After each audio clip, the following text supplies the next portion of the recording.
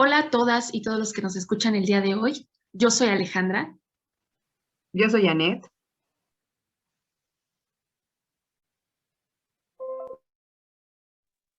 Yo soy Sharon. Hola, yo soy Daniela y esto es Política para Política todas. para Todas, un podcast de la red de politólogas y administradoras públicas de la UNX. El día de hoy nos sentimos muy complacidas porque nos sigan y estén escuchando nuestro contenido. El día de hoy vamos a hablar de uno de los temas que consideramos más importantes y tiene que ver con la investigación feminista. Bueno, en primera instancia, los estudios feministas de la ciencia se remontan desde hace muchísimo tiempo. Sin embargo, podemos decir que inician formalmente en la década de los 70, prácticamente al finalizar esta década. Y bueno, a partir de ahí han surgido un sinfín de estudios y investigaciones científicas en donde filósofas y científicas feministas de todas las áreas pues se han puesto a chambear, que es en el área social, en el área natural, lo de las ciencias exactas y también lo que tiene que ver con las humanidades. Bueno, ¿y cómo es que surge esta investigación feminista? Primero, surge a partir del desarrollo de la categoría del género. Posicionémonos o contextualicémonos un poquito. Recordemos el episodio pasado cuando hablábamos de las olas del feminismo. Entonces, en los 70 justamente empezaba este señalamiento y esta deconstrucción de los conceptos con los que ya contábamos. Entre ellos, pues el género, ¿no? Es uno de los más importantes. Y justamente se reconoce que a partir del género en interacción o sí, en interacción con otro tipo de categorías o de conceptos, pues las cosas cambian. En interacción, por ejemplo, con la categoría de raza, de edad, de etnia, de preferencias sociales y, por ejemplo, lo que hoy también conocemos como la violencia y pues sus formas, todas sus formas, ¿no? Y bueno, a partir de ello, esta combinación digamos, es determinante o posiciona a las mujeres en determinadas situaciones, ¿no? Podemos decir incluso que pues nos llega a vulnerar.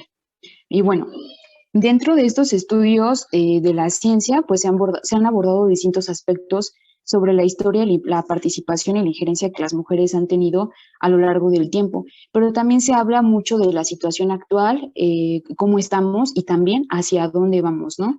Ahí vienen las críticas y ahí viene ese señalamiento contundente. Y bueno, pues prácticamente o en términos generales podemos decir que la investigación feminista es uno de los principales aportes del feminismo académico al desarrollo científico y busca fundamentalmente develar pues estas condiciones de desigualdad entre mujeres y hombres, pero primero visibilizarla y ya después erradicarla. Entonces le voy a dar el uso de la palabra a Sharon, que nos va a hablar un poquito acerca de estos cuestionamientos para entender después ya el surgimiento en concreto. Muchas gracias, Dani. Creo que esto me tocó la parte más difícil porque es un poco complicado hablar de las limitaciones que se tiene dentro del propio feminismo, ¿no? El feminismo es 100% positivista, casi siempre que lo aprendemos en la academia. Se pasa a través de la observación, del método científico y creo que hay que comenzar a pensar otro tipo de investigación feminista que no se hace exactamente desde el positivismo, que casi siempre es la que se realiza en América Latina, no de manera formal en la academia.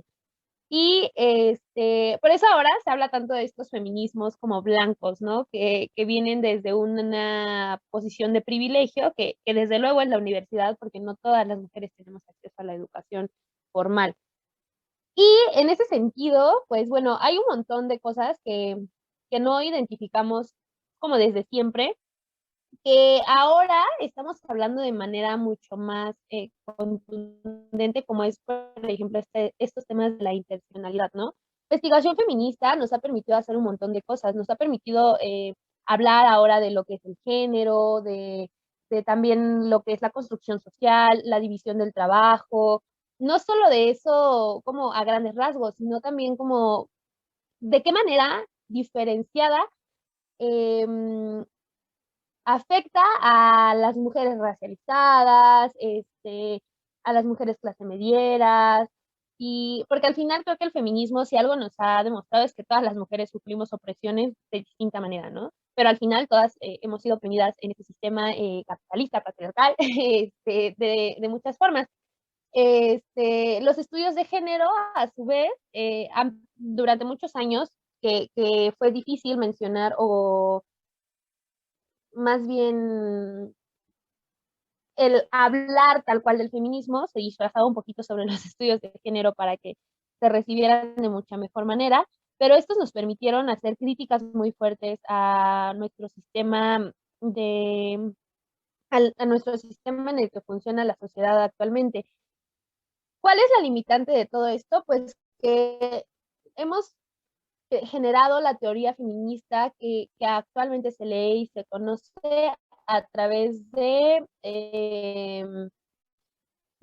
la academia y también del sistema de consumo, ¿no? Hay libros, no sé, como por ejemplo el de la tía King Kong, que es un pero no alcanzamos a leer el contexto de la autora ni la época en la que se encuentra, ¿no? Y creo que esa es una de las primeras cosas que tenemos que entender para poder hacer la crítica y saber de qué corrientes están escribiendo cada persona. Si también es de un sentir, por ejemplo, ahora consumimos mucha teoría feminista o muchas cosas que parecen teoría feminista, pero más bien son libros escritos desde el sentir. Y eso es como algo que nos limita otra vez dentro de todo lo que estamos estudiando, de todo lo que queremos avanzar. El libro de esta habitación propia, es un libro que me gusta mucho, que creo que todas las mujeres debemos de leer, todas las mujeres que aspiramos a escribir, aunque sea una tesis, porque plantea sobre todo cómo llegas a los cuestionamientos y no saber que los cuestionamientos son verdades universales, o a los planteamientos en los que terminas después de cuestionarte no son verdades universales, sino más bien solo son una forma de reflexión, ¿no? Y así creo que es el feminismo y a donde debemos llevar la conversación del feminismo, a pequeños pedacitos de realidades a partir de la observación y la reflexión teorizada. Entonces, ¿cómo hacerlo? Bueno, vamos a empezar a leer cosas que sean más locales, ¿no? Cosas que se escriban desde nuestro entorno más cercano. Por ejemplo, las mujeres zapatistas tienen escritos un montón de libros que salen de los esquemas de la academia, pero que hablan de formas de organización y que tienen pensamiento teorizado de distinta manera, ¿no? Hay que pensar en la ciencia como un todo que puede estar dividido en pequeñas aristas de las que se puede hacer observación, no como la ciencia únicamente desde la mirada positivista. Y pues le dejo a Ale el micrófono para abordar las generalidades de la teoría feminista.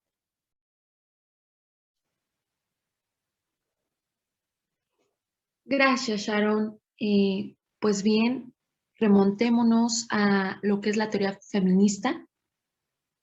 Empecemos por posicionarnos en la línea del tiempo y nos vamos al siglo XVIII.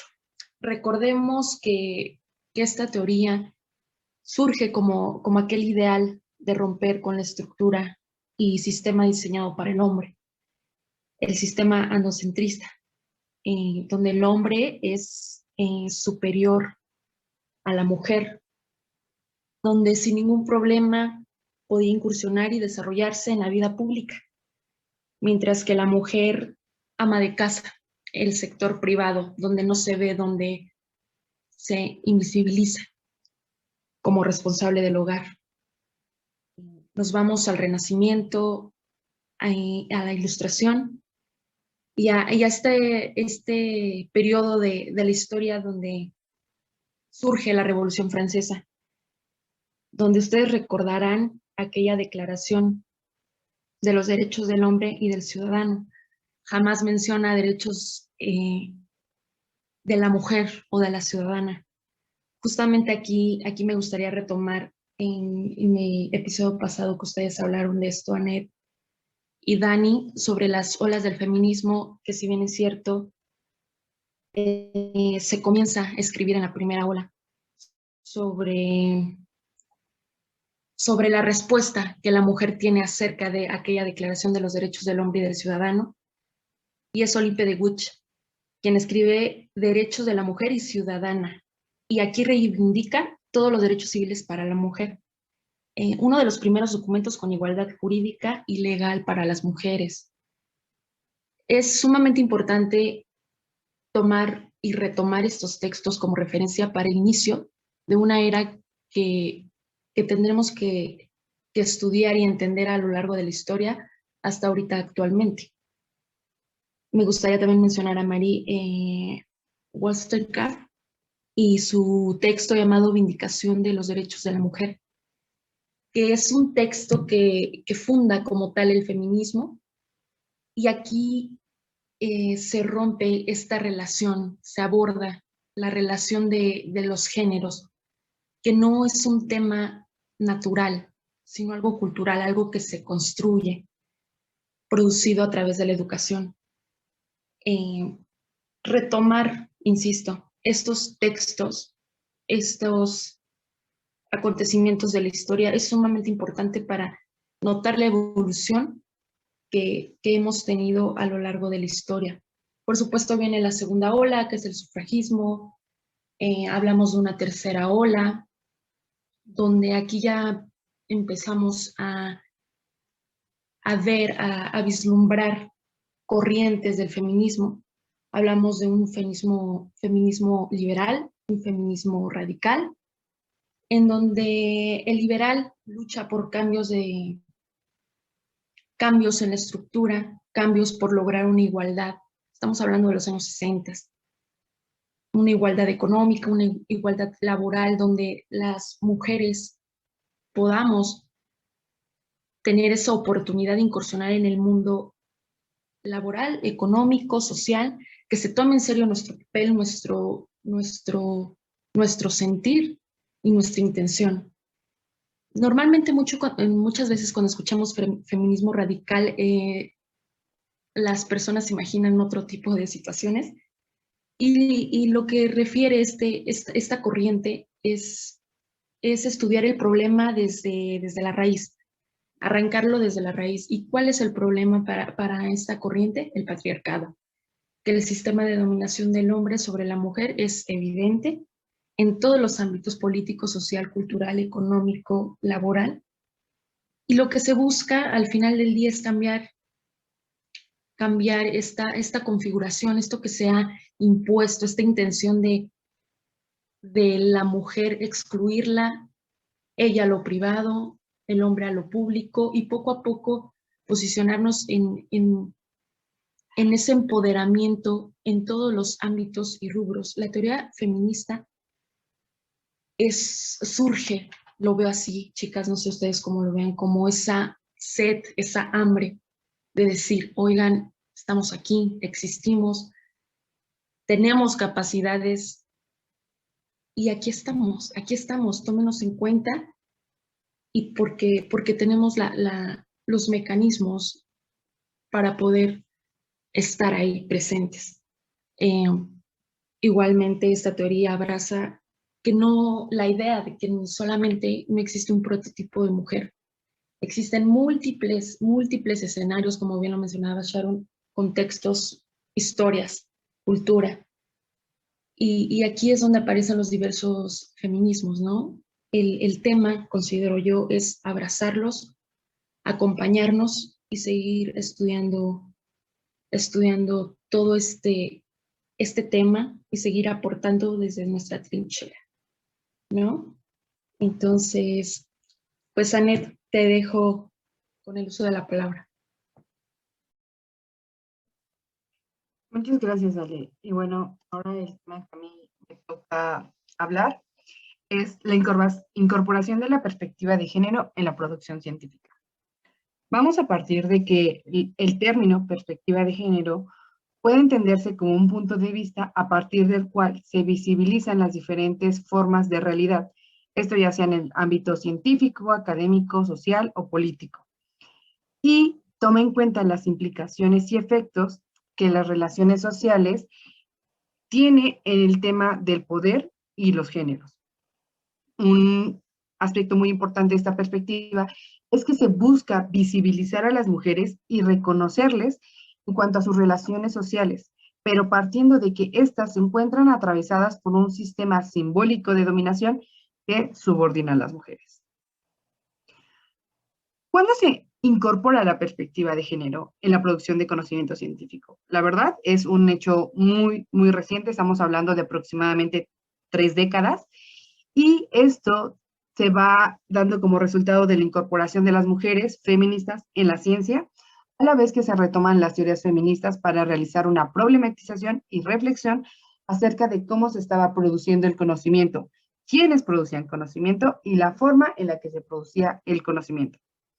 La incorporación de la perspectiva de género parte del cuestionamiento respecto a la generación de décadas de un conocimiento androcéntrico, es decir, formulado a partir de un punto de vista masculino, que a su vez contribuyó a la invisibilización de las mujeres e incluso tomar el mérito de ellas, y es así como se da paso al cuestionamiento tanto del título o al cuestionamiento de los títulos de la ciencia, de los nombres de los proyectos, como a la comunidad bajo la cual estaba compuesta esta comunidad, y a la comunidad científica bajo la cual se había compuesto la construcción del conocimiento, donde pues era mayormente integrada por hombres, y que bien pudo haber podido generar o tener sesgos patriarcales en la producción científica.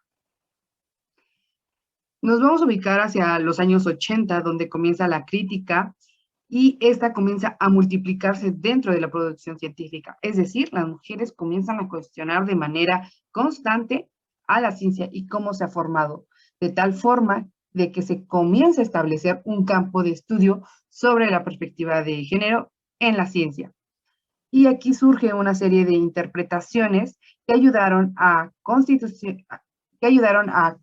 y reconceptualizar la producción científica, es decir, se tomaron los estudios o teorías vigentes para incorporarles la perspectiva de género. Este nuevo campo de estudio ha permitido el rescate y documentación de aquellas mujeres en la ciencia, cuyo impacto no solo queda en su invisibilización, sino en el desarrollo de la ciencia y de la humanidad, y que da paso al reconocimiento que por años se les ha negado a estas mujeres e incluso evidenciar las disputas históricas de aquellos triunfos o reconocimientos que les fueron negados. Un caso particular pues son los premios Nobel en su momento. Ahora, voy a retomar el argumento de Patricia García Guevara. Ella dice que el énfasis está en develar las estructuras que excluyeron a la mujer de la producción científica, desde las interacciones micro hasta las macro. De esta manera, generar evidencias en términos ideológicos, económicos, de jerarquías de poder, división sexual del trabajo profesional, así como las normatividades burocráticas institucionalizadas y disciplinares, de tal forma de que se tome en cuenta y se articule cómo se excluyó a la mujer de la organización y producción del conocimiento. Y quizás viene aquí la pregunta de ¿cuál es la necesidad de introducir la perspectiva de género en la producción científica? Pues bueno, esto recae en que se ha tenido como consecuencia que se han generalizado los resultados sin visibilizar o no se tienen en cuenta las necesidades de las mujeres. Por ello, se debe de incorporar dicha perspectiva en el desarrollo y creación de la ciencia, de tal forma que se integre la identificación entre lo natural, sexo, y lo socialmente construido, género, que ha caracterizado el modelo social androcéntrico y ha creado un modelo ideológico que ha permitido clasificar a los sujetos sociales en categorías y las relaciones entre personas y grupos mediante la atribución de un rol de género en función de su sexo. Y de esto tiene mucho que ver justamente porque las personas aprenden a incorporar estos valores y comportamientos dominantes en la sociedad que nacen de tal forma que se garantice el rol de género. Aquí se encuentra el tema de los agentes de socialización, donde justamente se encuentra el lenguaje y la escuela, es decir, producción científica. Por ello, desde la incorporación de perspectiva de género en la producción científica, tiene un rol muy importante en el tema del sexo y género. Ahora, un caso muy concreto de la incorporación de la perspectiva de género en la ciencia es El derecho a la ciudad con Henry Lifat, que justamente le hablaba del derecho a la ciudad como un aspecto urbano, un entorno y construir la sociedad. Después vienen Ciudades Rebeldes con David Harvey, quien habla del derecho a la ciudad, pero desde el tema capitalista, ¿no? Y no es hasta recientemente con el urbanismo feminista, donde incorpora la perspectiva de género y la aplica al urbanismo de tal forma que se visibilizan las condiciones que varían entre el modo productivo y las del mundo reproductivo. Es aquí donde se toman en cuenta las necesidades cotidianas de atender a las personas. Entonces, aquí vemos claramente cómo la perspectiva de género, aparte de ser muy reciente y que ha invisibilizado a las mujeres, también ayuda a ver otro panorama más allá de los hombres, sino tomar en cuenta a las mujeres, sus condiciones y por qué no mejorar el mundo justamente de las mujeres al incorporar esa perspectiva de género. Y bueno, termino hasta aquí mi participación y le dejo el micrófono a mi compañera Daniela. Yo creo que no puedo estar más de acuerdo con todas ustedes porque hicieron precisiones pues sumamente importantes en torno al tema, ¿no? Y justamente voy a retomar algo que mencionaba Sharon y que lo habíamos platicado también en episodios pasados y me parece fundamental para entender pues prácticamente todo este desarrollo y este bagaje que tiene que ver también con el contexto. Y la verdad es que el contexto importa e importa mucho. Hacíamos alusión en un primer momento en que no es lo mismo el desarrollo de ciertas categorías en un lugar como en otro, porque atiende pues a valores, a condiciones, a la propia cultura y pues demás elementos, ¿no? Que pueden sí ayudar, pero en la mayoría de los casos también limitan. Entonces, con base en eso, vamos a hablar un poquito sobre las tendencias de la epistemología feminista. Y justamente se van a dar cuenta que al puntualizar algunas de ellas, principalmente las dos primeras que vamos a abordar, nos vamos a dar cuenta que a veces la producción que se realizaba en torno a estas no era tan benéfica para las mujeres. O podemos incluso, o sea, desde nuestra posición o desde ahorita las podemos cuestionar, incluso las podemos pues bajar así muy, muy rápido, ¿no? ¿Por qué? Porque vamos a decir que está mal, porque justamente ya estos conceptos han tenido también su propio desarrollo y ahorita nos damos cuenta que son conceptos un tanto limitados. Pero bueno, como toda teoría, como toda producción científica, se va ajustando. Entonces, bueno, primero vamos a decir que la epistemología, así llanamente, pues es una rama de la filosofía que justamente estudia las definiciones del saber y también la producción del conocimiento. ¿Y qué es la epistemología feminista? Bueno, es exactamente lo mismo, pero se caracteriza por la atención que otorga a la categoría del género. Entonces, a lo largo del tiempo, pues se han desarrollado, además de conceptos, algunas tendencias. Hay autoras y autores que coinciden en algunos casos y en otros no.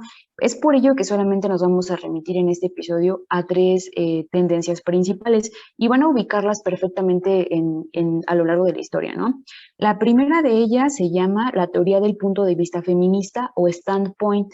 La segunda es el posmodernismo feminista y la tercera que vamos a abordar es el empirismo feminista. La teoría del punto de vista feminista, por su parte, tenía como objetivo, o tiene, porque también es un objetivo válido y vigente en este momento, pues era producir conocimiento teórico y práctico no solamente sobre las mujeres, sino para ellas, y que esto a su vez contribuyera a acabar con la subordinación femenina desde los propios intereses de las mujeres. Eso, pues, como lo acabo de decir, muy, muy vigente. Sin embargo, ¿cuál es el detalle o digamos la crítica fundamental que tiene esta primera tendencia epistemológica feminista? Que desarrolla algunos conceptos, por ejemplo, el de marginalidad, que está bien, ¿no? Que está bien delimitarlos y tocarlos. Sin embargo, hace o como que otorga ciertos atributos positivos a las mujeres por ser las subordinadas. Por ejemplo, en esta tendencia se dice que las mujeres tienen como digamos, una especie de superpoder o de doble visión, porque justamente como se encuentran en un lugar menos privilegiado, ellas tienen o tenemos la capacidad de poder ver o apreciar, no sé, como un panorama todavía más amplio de lo que tienen los hombres en su posición de poder. Entonces, obviamente esto es muy cuestionado, ¿no? Y muchas críticas, pues, justamente terminan diciendo que este tipo de avances teóricos pueden conducir a prácticas sexistas inversas que actúan en detrimento de las propias mujeres. Bueno, más adelante surge el posmodernismo feminista. Y aquí lo que, o digamos, la motivación principal que tenían era refutar el concepto de mujer, o más bien de construirlo, porque sabemos, y también esto es vigente, a las mujeres se nos han dado una carga de significados que no tienen nada que ver con nuestra, digamos, con nuestra condición, o sí, con nuestra condición. Por ejemplo, lo que tiene que ver con los cuidados del hogar, lo que tiene que ver en general con los cuidados incluso de otras personas, ¿no? Cuando nos confinan al espacio privado. Entonces, justamente hacen esta crítica a ese concepto de mujer. Por ejemplo, decir ser mujer es sinónimo de ser madre, o sea, y no todas las mujeres queremos ser madres. Inician con esto y tiene a exponentes pues muy importantes, pero normalmente estos se desarrollan o se concentran sí en Estados Unidos y sí en Europa, ¿no? Entonces, por ahí también tendríamos que hacer esa precisión, porque tendríamos también que consumir un poco lo que nosotros, o lo que decía Sharon, ¿no? Lo que es más cercano a nuestras condiciones. Pero hay algo que se tiene que reconocer, y es que ellos empiezan a hacer cuestionamientos a lo que tiene que ver con el discurso, lo que tiene que ver con la imagen, y pues entonces también digamos, reubicar el papel que tiene la mujer ya no en el espacio privado, sino también en el espacio público. Por otro lado, el empirismo feminista es el que prácticamente reconoce toda la labor que ha hecho la crítica feminista, la teoría feminista y la ciencia feminista, porque dice que a partir de estas evidencias se puede decir que justo la ciencia a lo largo del tiempo se ha construido por los hombres y para los hombres, entonces tiene cierto sesgo. Entonces la teoría feminista también desde el empirismo es considerada como un saneamiento hacia la propia ciencia. Y me gusta muchísimo esta tendencia porque pone digamos, le otorga un valor muy importante al contexto de cada persona, de cada mujer. Entonces, pues prácticamente estas son las tres tendencias epistemológicas feministas y nada más para hacer la precisión de que tenemos material que pueden ir consultando y pues aquí van a poder encontrar todo este bagaje teórico para que lo puedan checar. Ahora pasaremos a las reflexiones finales en torno a lo que se ha discutido a lo largo de este episodio.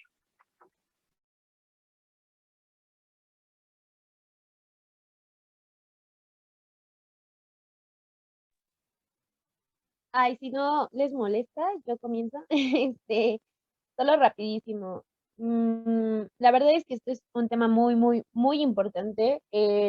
Ahora hay muchas discusiones alrededor del feminismo, de que qué es feminismo, qué no es feminismo. Y a lo mejor es que no le queremos entrar a veces tan profundo a la teoría, ¿no? Y tampoco conocer más allá de lo que se nos tiene más cercano. Digo, si vas a Gandhi, evidentemente ya vamos a encontrar un montón de libros eh, que hablan acerca del feminismo, pero no solo se trata de encontrar esos libros, sino de saber que el hecho de que estén ahí también tiene que ver mucho con que se adaptan a un sistema capitalista, ¿no? A un sistema que las tiene en una posición de privilegio, las escritoras se encuentran en esos espacios, pero también escarbar más, porque hay otras formas de conocimiento. Por ejemplo, ahora estos temas de los podcasts son otra forma de conocimiento que debemos de tener a la mano y de usar y de que no despreciarlo, ¿no? Porque creemos que el conocimiento solo es aquello que está escrito en un libro, que está validado por pares y demás, y no necesariamente es así, conocimiento se hace en todos lados. La construcción de la teoría feminista está en un montón de espacios que no nos hemos atrevido a, pues, a explorar tal vez hasta este momento, ¿no? Hay formas de organización que parecieran feministas, pero no son nombradas de esa manera.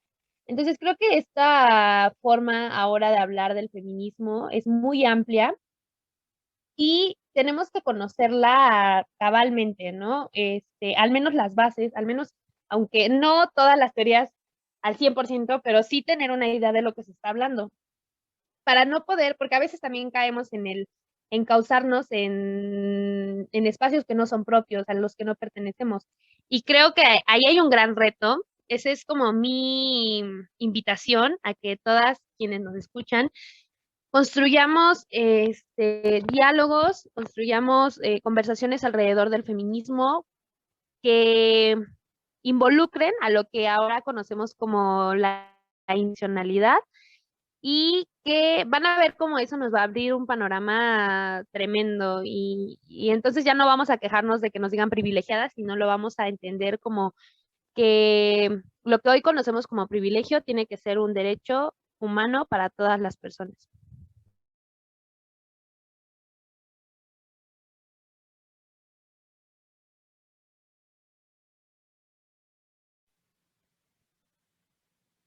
Muy de acuerdo, Sharon, de igual en en este sentido, pues a mí lo que me toca, mejor dicho, lo que me queda decir y expresar mi sentir respecto a este tema es que, por supuesto que es un tema que genera debate, que siempre lo va a haber, pero siento que aquí lo importante es recalcar que la producción y la reproducción de lo que se está haciendo desde la academia, como lo mencionaban, de las mismas historias de vida que se reproducen en estudios de caso, que se escriben, que se dan a conocer en diferentes plataformas, estas historias de lucha, estas evidencias de que aún falta muchísimo por trabajar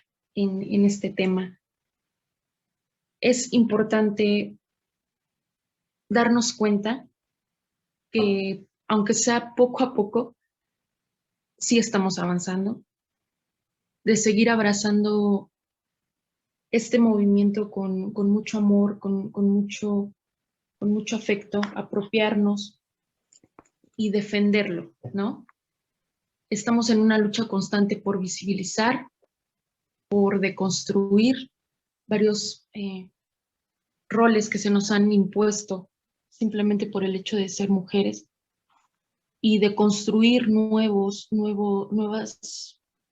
vías de avance en lo político, en lo social, en lo cultural, en el arte. Nos falta muchísimo, muchísimo, pero lo importante es reconocer que no solamente somos un prototipo de mujer, ¿no? Existen múltiples contextos, múltiples historias, múltiples culturas que abrazan a cada una alrededor de todo el mundo.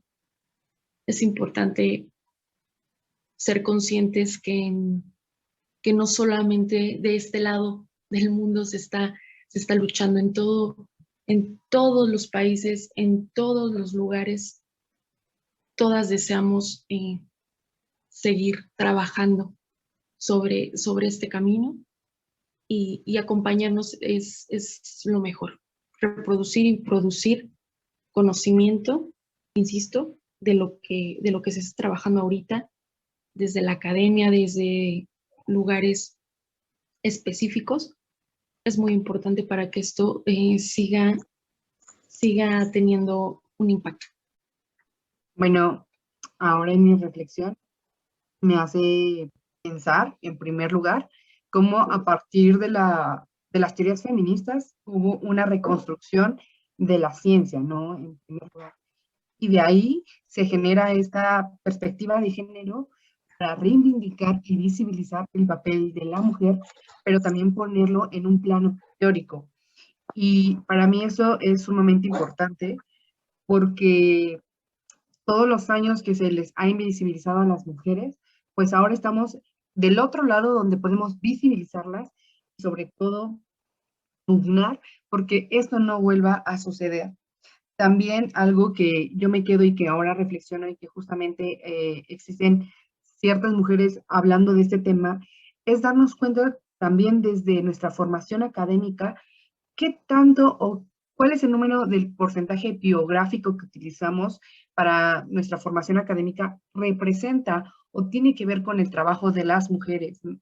Porque es muy poco, realmente la mayoría de nuestros conocimientos siempre son autores hombres, y yo entiendo la parte de que son los clásicos, pero también hay las clásicas cuya aportación a esta reconstrucción de de la ciencia ha sido súper importante, es vital y nos ayuda a tener un panorama más amplio y el día de mañana que estemos tomando decisiones, el día de mañana que estemos haciendo ciencia, incorporarlos e incorporarlas a la forma en la cual vamos a llevar a cabo nuestra investigación o nuestras investigaciones. Entonces yo me quedo con ello y ahora reflexionar cómo se ha hecho ciencia a lo largo de los años, pero también la importancia de las mujeres para que el día de hoy tengamos muchas cosas y que muy pocas veces nos ponemos a pensar en ello. Bueno, pues para mí la investigación feminista, la verdad, me parece una de las creaciones más importantes de la época moderna, pero también hay que decir que no solamente es de los 70s para acá. Las mujeres de muchísimo tiempo antes ya estaban incursionando en este tipo de temas, sin embargo, no se les había dado ni el reconocimiento y obviamente su difusión pues no era la que los hombres sí tenían, ¿no? Y justamente porque a veces también en esta producción científica y podemos remontarnos a otro tipo de producciones, también se utiliza en esto como un medio, además de criticar, pues también tratar de cambiar las cosas. Entonces, obviamente a esto pues no les conviene a muchos. Entonces, el día de hoy que nosotros, no voy a decir que tenemos la oportunidad, porque no es una oportunidad, es un derecho. Nosotras que ahorita sí gozamos de estos derechos, pues justamente, o sea, haciendo la precisión, ¿por qué decidimos ponerle política para todas? Justamente para que nosotras, en la medida de lo posible, con los poquitos o los muchos conocimientos que tengamos, pues entonces también compartirlos con las que vienen y compartir con estas hermanas de lucha también. Entonces, se trata también de eso, se trata de visibilizar la labor que hemos tenido desde hace mucho tiempo, la labor que tenemos ahorita y desde todas las trincheras, porque sí hay filósofas, sí hay científicas, pero también hay bueno, prácticamente las mujeres se incursionan en todos lados, ¿no? Desde todas las áreas. Entonces se trata de eso, de visibilizar y sí, si tenemos que romper este tipo de paradigmas, como lo es el positivista, si tenemos que pelearnos, si tenemos que señalar y criticar de forma contundente, pues entonces tenemos que hacerlo, ¿no? Y hay que hacerlo bien. Entonces sí, nos quedamos con estas reflexiones, nos quedamos con este tema y su gran importancia y pues bueno, hay que seguir formándonos, hay que seguir cuestionando si nuestras prácticas son correctas y nuestras prácticas nos van a beneficiar a nosotras, pero también van a beneficiar al resto, porque también se trata de abrirles camino a las otras, ¿no? Y no solamente a nosotros. Entonces, ahí está la importancia de que no solamente haya científicas, sino que haya científicas feministas, ¿no? Esta frase la escuché mucho cuando hablábamos de las mujeres que toman o sí toman cargos públicos. Y pues bueno, o sea, es importancia de tener políticas feministas, ¿no? Entonces nos quedamos con esto y esperamos que este contenido les esté gustando. Igual denos sus comentarios y nos vemos en la próxima. Recuerden que estamos todos los miércoles en punto de las 7 de la tarde con un episodio.